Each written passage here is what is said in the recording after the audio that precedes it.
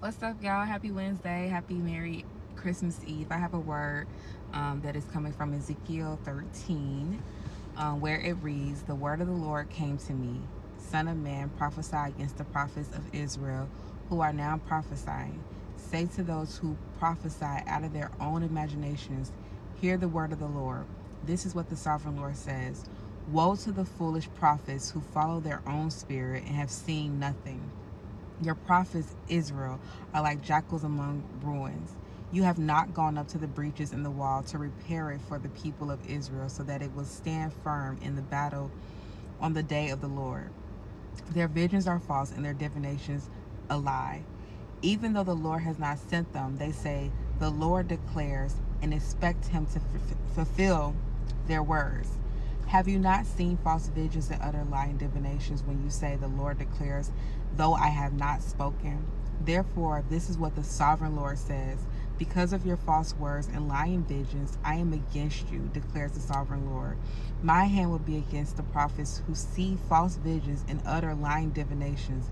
They will not belong to the council of my people or be listed in the records of Israel, nor will they enter the land of Israel. Then you will know that I am the sovereign Lord. Because they were at 10 now. Because they lead my people astray, saying peace when there is no peace, and because when a flimsy wall is built, they cover it with whitewash. Therefore, tell those who cover it with whitewash, this is that is going to fall. Rain will come in torrents, and I will send hailstones hurtling down, and violent winds will burst forth. When the wall collapses, will people not ask you, where is the whitewash you covered it with?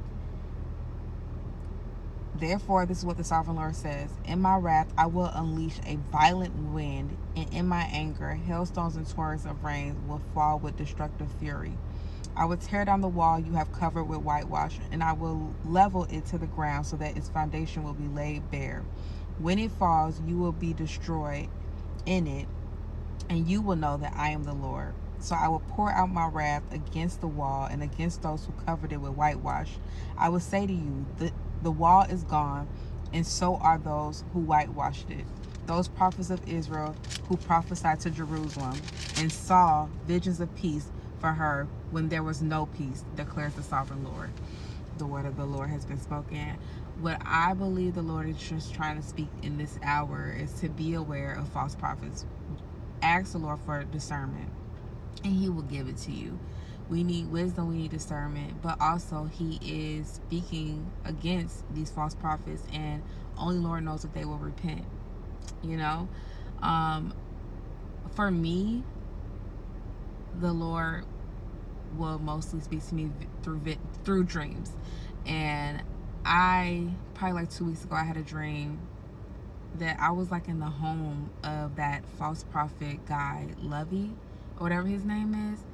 I don't know too much about him. So for me to see him in my dream, I know something is on the rise. The Lord is dealing with this. He's obviously he wouldn't be pleased with false prophets, but I know that his arm is about to be like it's about to move. He's about to do something against, and a lot of people are speaking about false prophets, and they're giving warnings to the sheep to not listen to them, as well as to the false prophets. Like I just said, like the Lord gave warnings to them.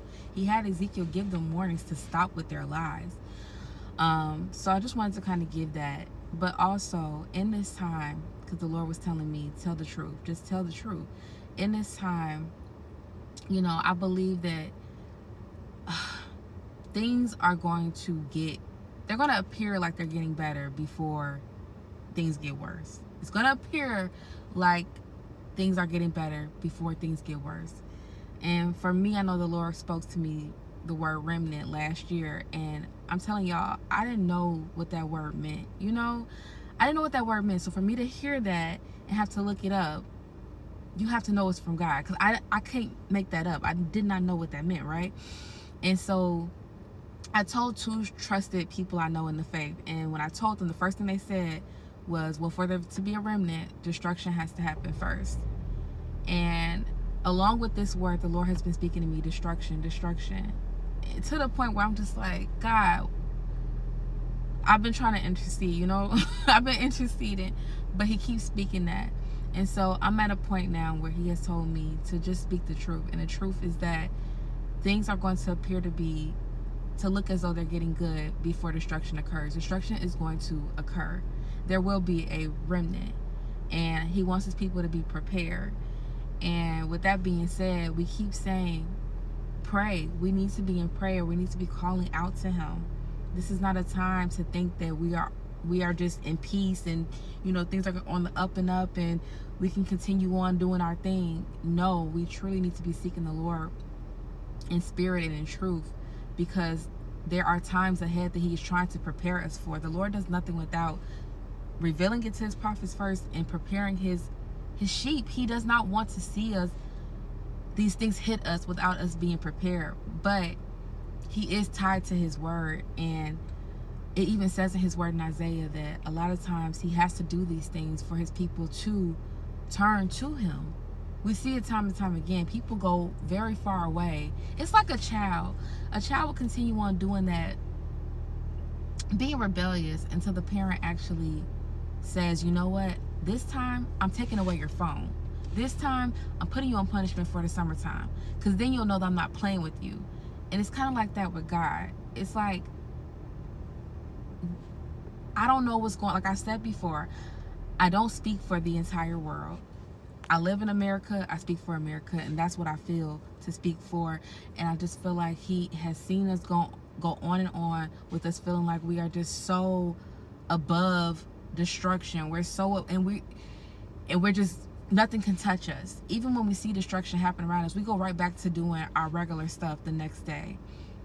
And I just believe that the Lord's heart grieves that. And I'm guilty of it too, you guys. I'm not coming against a people that's different from me. I am in the midst of this, you know. I just believe that the Lord he's about to do a thing with America, and we need to be prepared. His children need to be prepared. His true children, he's trying to get them prepared. But the thing about it is that we have a lot of people who are not going to preach the truth. They're just going to talk about Donald Trump and stuff like that, when at the end of the day, what's happening is not just because of Donald Trump. Donald Trump happened because of us not crying out to the Lord, and we received exactly what we deserved. Was someone like him to be our president, or as we see in the Old Testament, it would be our king. We deserve that as a country. So this is not something where we're looking at it like we're being individually graded. This is a group thing that I'm talking about. That's why I say I'm not removing myself out of this. I'm guilty as well. But as a country, it's not looking good. And I've made a video about this before, a little bit back, probably like over the summer, and it was hard for me to get that out, but that's just the warning, and I'm giving this warning again. And it's like, we saw devastation happening. We saw the children being like ran down by the police, the women, we saw that happen, right? But what have we been doing since then? We've gone on to celebrate our holidays and do our thing. But the word of the Lord still stands, and these things are still going to happen. It's going to appear to look like it's getting good before things get bad. And God is truly trying to prepare his children so that we are not caught off guard, and that we know who to run to and who to seek in these times. And it is him. He will not leave us he will not forsake us, even in the midst of judgment or I'll call it exile. He's not forsaking us. But sometimes these things have to occur for restoration to follow. And we should rejoice in that. That Jeremiah 29:11 does stand, that he does have plans for us. He does have a prosperous future for us. But before we get to that, these things are going to happen.